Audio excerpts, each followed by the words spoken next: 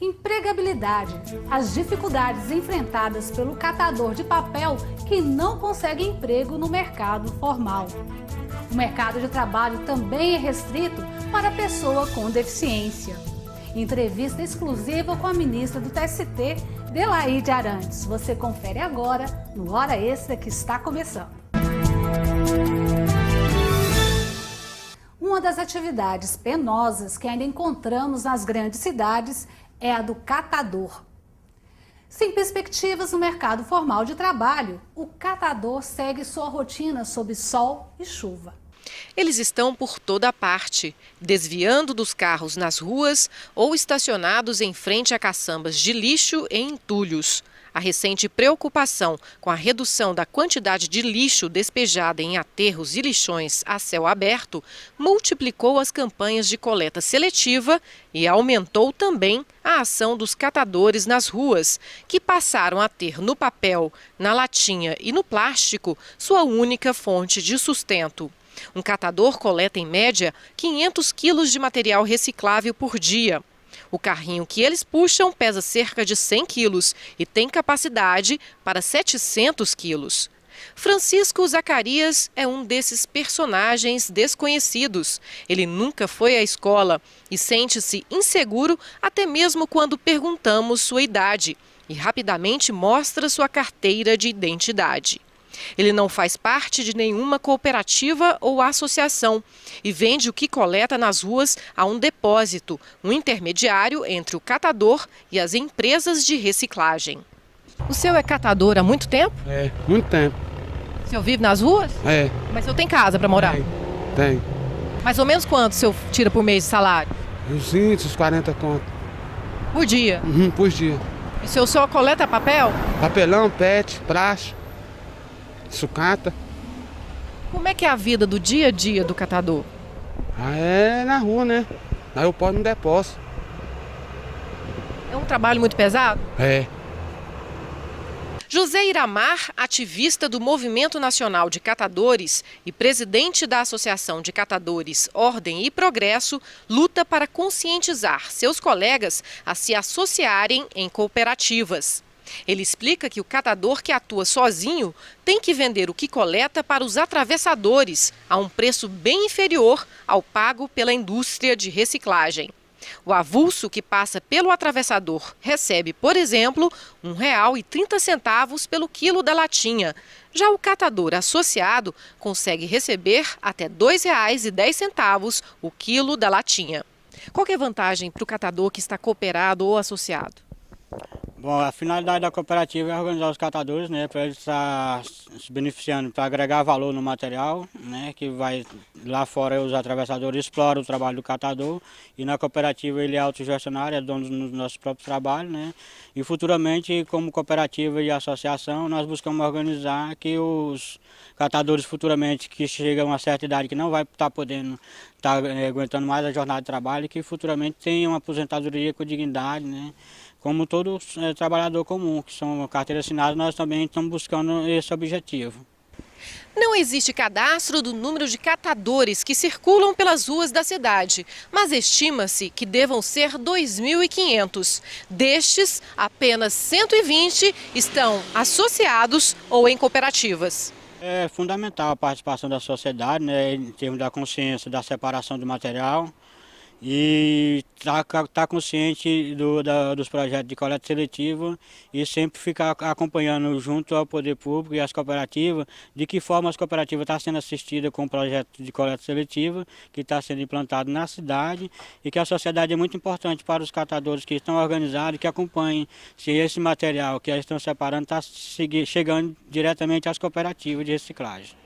Há vagas de trabalho. Existem candidatos, mas o índice de colocação de pessoas com algum tipo de deficiência no mercado ainda é muito pequeno.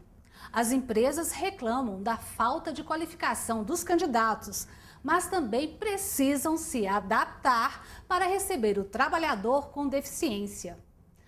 As barreiras e preconceitos são obstáculos para o cumprimento da cota que é prevista em lei. O artigo 93 da Lei de Cotas obriga as empresas com até 200 empregados a preencher ao menos 2% do quadro com portadores de deficiência. De 201 a 500 funcionários, a cota é de 3%. De 501 a 1.000, 4%. E acima de 1.000, 5%. No caso de descumprimento, a empresa será multada em R$ 1.105 para cada funcionário não contratado.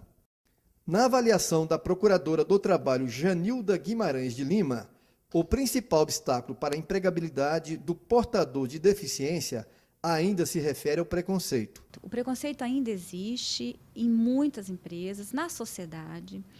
A sociedade ainda vê a pessoa com deficiência com menos-valia, ou seja, acredita que elas não podem fazer a maioria das atividades que são oferecidas no mercado de trabalho. A procuradora conta que o Ministério Público do Trabalho e os órgãos de fiscalização estão vigilantes na exigência para que as empresas cumpram a cota prevista em lei.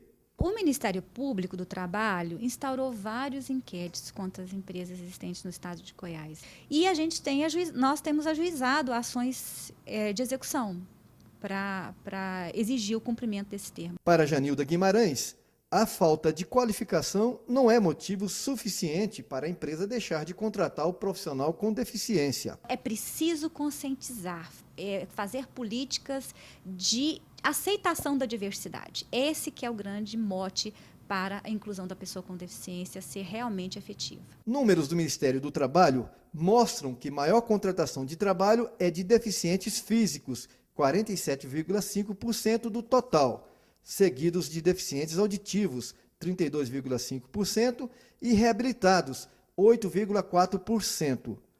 Já os deficientes intelectuais e visuais têm índices de apenas 5,8% e 4,7%, respectivamente. A realidade para os deficientes físicos tem melhorado, segundo o relato da presidente da Adfego, associação que representa o segmento no Estado. Já evoluímos muito trabalho já foi feito, mas a gente ainda sente que tem muito a fazer. Principalmente a questão da consciência dos empresários em aceitar uma pessoa que esteja numa cadeira de roda. São questões simples, uma adaptação, uma rampa, um banheiro adaptado. Maria de Fátima Carvalho conta que no ano de 2010, a entidade encaminhou 1.064 deficientes físicos para o mercado e que 60% deles foram contratados por empresas que têm convênios com a Adfego.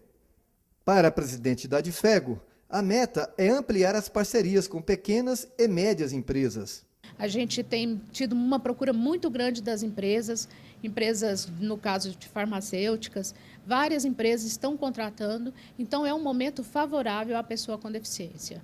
Outro que está otimista é o diretor da unidade da Pestalozzi, José Guitônio Guedes, conta que a entidade já conseguiu emprego para 80 alunos com deficiência intelectual em empresas de Goiânia. Devido às ações realizadas pela Associação Pestalozzi, aqui pela unidade, que é um processo de formação, de qualificação da pessoa com deficiência, da captação de vagas, da colocação e acompanhamento dessas pessoas no mercado, estão possibilitando uma permanência maior dentro das empresas para que elas possam cumprir o que determina a legislação brasileira.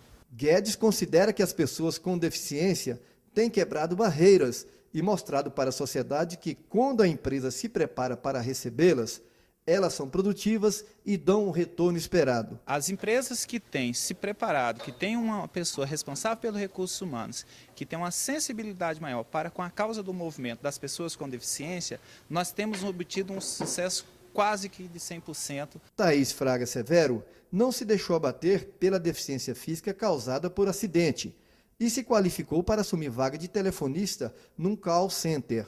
Aqui dentro eu fiz curso profissionalizante aqui mesmo na empresa e estou estudando até o momento para estar qualificando melhor para o mercado de trabalho. Ela está cheia de projetos para o futuro. Me sentindo bem, buscando me profissionalizar cada vez mais para frente estou fazendo curso superior. No próximo bloco, conversamos com a ministra do TST, Delaide Arantes, que fala sobre os novos desafios para garantir justiça com celeridade. Voltamos já.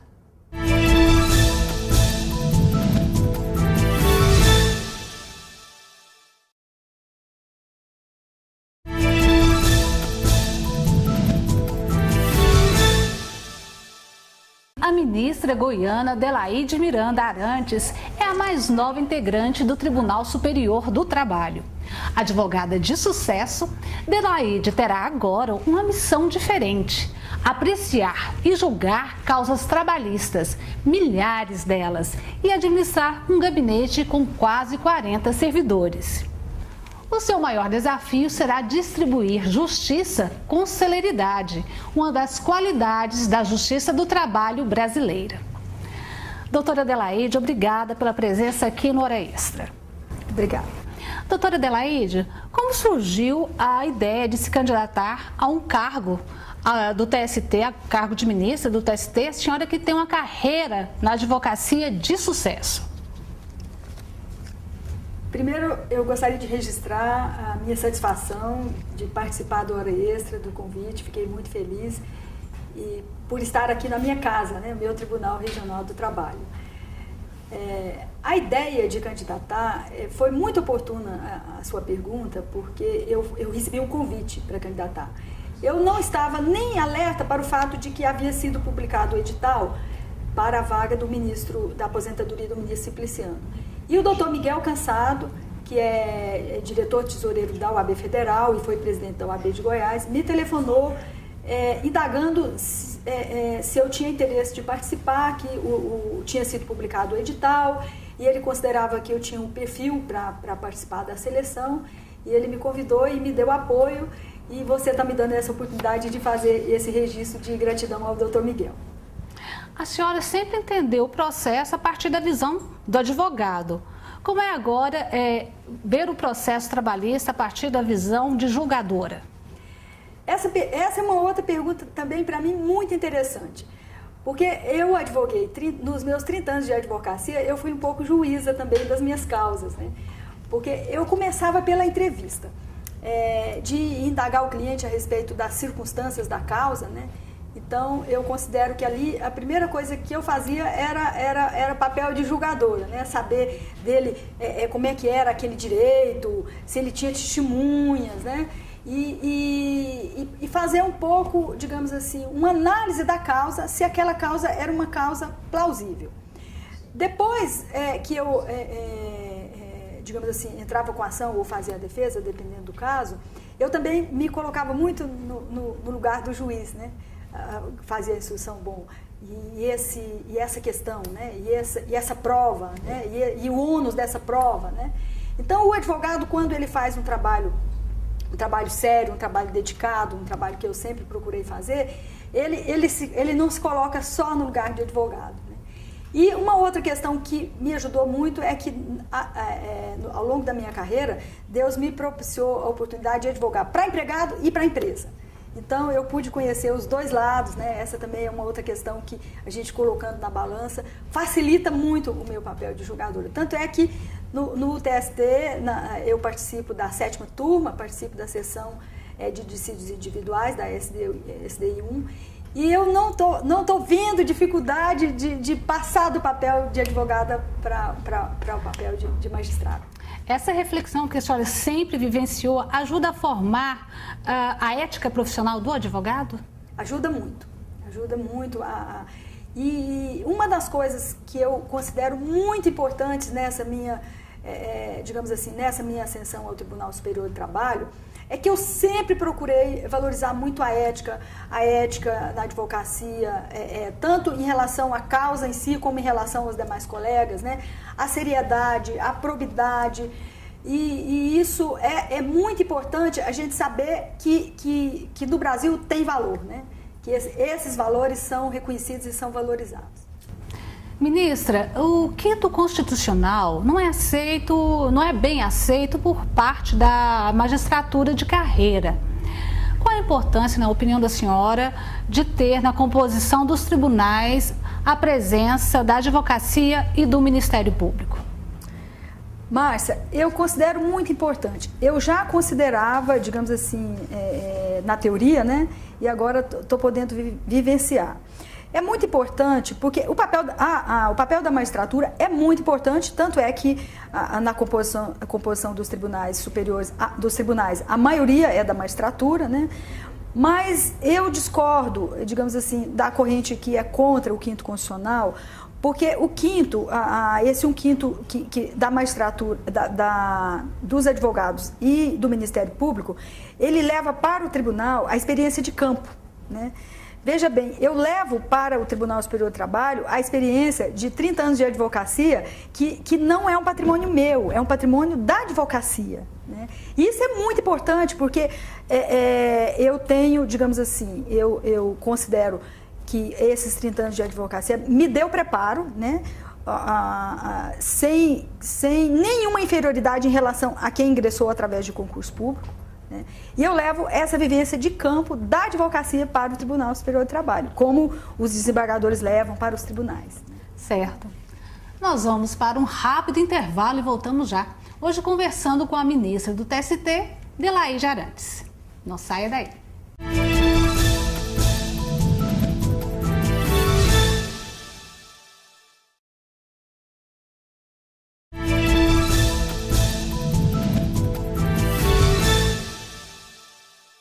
Nós estamos de volta com o nosso quadro de entrevistas, hoje conversando com a ministra do TST, Delaide Miranda Arantes. Doutora Delaide, as mulheres têm conquistado cada vez mais espaço na carreira jurídica, principalmente nos tribunais. O TST agora conta com a composição de 6 mulheres. Como a senhora vê essa ascensão da mulher nesse universo que era totalmente dominado pelos homens?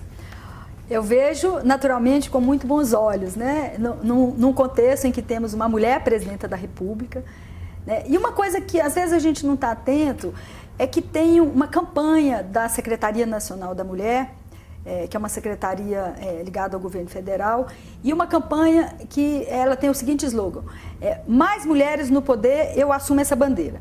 E há 2 anos atrás o Poder Judiciário aderiu a essa campanha. Tem pesquisas que revelam que no judiciário, em funções de poder, tem apenas 18% de mulheres. E o Tribunal Superior do Trabalho agora passa a ser o tribunal com o maior número de mulheres, 6 mulheres, né? Eu vejo com muito bons olhos, em um mundo que as mulheres estão conquistando cada vez mais o seu espaço, né? E considero muito importante, e os homens precisam ficar atentos, porque estamos assumindo o espaço que é nosso. Essa visão feminina, ela altera um pouquinho a forma de julgar os processos trabalhistas ou os processos de uma forma geral? Olha, sem querer melindrar os homens, eu considero que a mulher, ela é muito criteriosa, muito minuciosa, muito dedicada e tem sempre uma visão bastante multilateral das coisas, né? Esse fato da mulher conseguir fazer várias coisas ao mesmo tempo, né, é um diferencial dos homens, né? Que eles não têm tanta essa facilidade. Eu considero que tudo isso coloca a mulher num contexto muito interessante, inclusive do ponto de vista de julgar. Este ano, a Justiça do Trabalho comemora 70 anos. Quais são os principais desafios desta justiça especializada daqui para frente? Os desafios são muitos, né? Eu estou aqui falando de um veículo de comunicação do TRT da 18ª e quero dizer da minha satisfação de participar do tribunal mais ágil do país, né? Recentemente foi condecorado pelo CNJ, foi reconhecido pelo CNJ como um dos tribunais mais ágeis, mais eficientes. Eu fico muito feliz de participar desse contexto. Recebi um gabinete com aproximadamente 11 mil processos. E o nosso desafio é grande na comemoração dos 70 anos da Justiça do Trabalho. É o desafio de imprimir celeridade e o desafio de aproximar da sociedade, que a sociedade reclama muito um judiciário mais próximo da sociedade, mais próximo do povo. Eu acho que esses são 2 grandes desafios para nós. E como a senhora pretende dar conta, dar vazão a essa quantidade enorme de processos e ainda obter celeridade? Com planejamento, né, com trabalho dedicado e eu gosto muito do que faço, estou muito satisfeita no TST, muito feliz com o meu trabalho. E aí é um exercício de criatividade, de planejamento, né, e trabalho. A minha equipe já está sendo motivada para isso, estamos fazendo reuniões, aí mutirões e reforço dobrado, inclusive com a colaboração da administração do TST. e desafio é para ser assumido mesmo. A senhora declarou recentemente para a imprensa que pretendia julgar com os olhos voltados para o social e para o desenvolvimento do país. Como seria isso? Isso é da própria natureza da harmonização capital-trabalho, da própria natureza, e é uma questão que a gente precisa estar atento, né? A lei ela deve ser aplicada no seu contexto social, que é muito o artigo 5º da Lei de Introdução ao Código Civil, né, mas não podemos esquecer da importância do contexto econômico, né, nesse panorama de capital-trabalho, no crescimento do Brasil. O Brasil está no momento de crescimento e essa questão vem mais à tona. Então, do ponto de vista social, sem perder a perspectiva da importância da questão econômica também. A função da Justiça do Trabalho, no entendimento da senhora, então seria que o Judiciário Trabalhista deve manter as boas relações, a paz, a harmonia entre capital e trabalho. Sim, é muito importante. Inclusive, é o papel nosso, né, de manter essa harmonia. Não podemos nos esquecer de que o direito do trabalho é protecionista, ele nasceu assim, ele tem razão de ser assim, porque é a parte, digamos assim, é a parte desigual da relação, né? A Justiça do Trabalho, por aplicar o direito do trabalho, também vem nesse veio de proteção, mas não podemos esquecer da harmonização e da importância do econômico nesse contexto todo. A senhora já escreveu 2 livros, um tratando sobre o direito da empregada doméstica, do empregado doméstico, e também sobre execução trabalhista. A senhora pretende continuar com sua carreira de escritora mesmo no TST? Pretendo. Eu escrevi 2 livros, um dos livros é sobre trabalho doméstico, está na 6ª edição. O segundo, Execução Trabalhista, eu escrevi em parceria com o meu grande amigo, o juiz Dr. Radisson Rigel, de Itumbiara. Foi a nossa monografia de pós-graduação que a gente aperfeiçoou. E participei de um 3º livro, coordenado pelo ministro Luciano, que é de direitos trabalhistas de professores e trabalhadores na educação. E eu tenho um artigo sobre doença ocupacional. Um artigo bem interessante sobre a garantia de emprego em caso de doença ocupacional. E pretendo não só revisar os meus livros, né, que eles precisam ser revisados, mas pretendo continuar escrevendo. Faz parte das reflexões a respeito do direito e do processo do trabalho. Na sua visão, a execução trabalhista, o que pode ser feito para ser aprimorada? Essa pergunta é bastante oportuna, porque estamos no momento em que o CNJ está entrando, digamos assim, na bandeira da execução trabalhista. O Tribunal Superior do Trabalho acaba de constituir uma comissão da execução trabalhista e eu acho que a execução é uma reflexão que eu faço no meu livro a respeito da prioridade que os tribunais e o Tribunal Superior do Trabalho precisa dar para a execução. Já naquela época, em 2002, quando nós escrevemos, já falamos sobre isso. Eu vejo muito oportuno, porque a efetividade, porque o que interessa para o jurisdicionado é a efetividade. Quer dizer, é ele ingressar com a ação, ele ser vitorioso e receber o dinheiro dele, né? Então, como acumulou um grande número de processos nos tribunais na fase de execução, eu vejo como muito importante esse momento em que os olhos do país, no mundo jurídico, estão voltados para a execução. É muito importante. É verdade. Eu conversei com a ministra do TST, Delaide Arantes. Doutora Delaide, muito obrigada pela presença aqui na Hora Extra. Desejamos sucesso agora na carreira da magistratura no TST.